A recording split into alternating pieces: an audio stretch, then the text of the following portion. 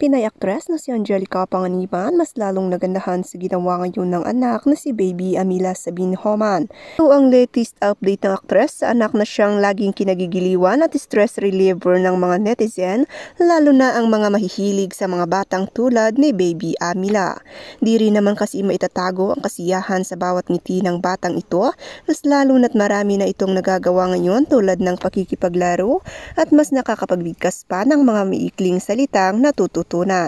Sa isang larawan naman na ipinost ng aktres, mapapansin na ang kanyang mga ngipin ay halos kumpleto na at napakatamis ng mga ngiti nito, na may caption na "The love in light of my life" na siya namang pinusuan ng libu-libong fans at supporters nila. Panuorin natin ang video ng mag-ina. Dali, Pani. Ang ganda. Dada. Ganda. Dali, Pani. Ang ganda. Dada. Ganda.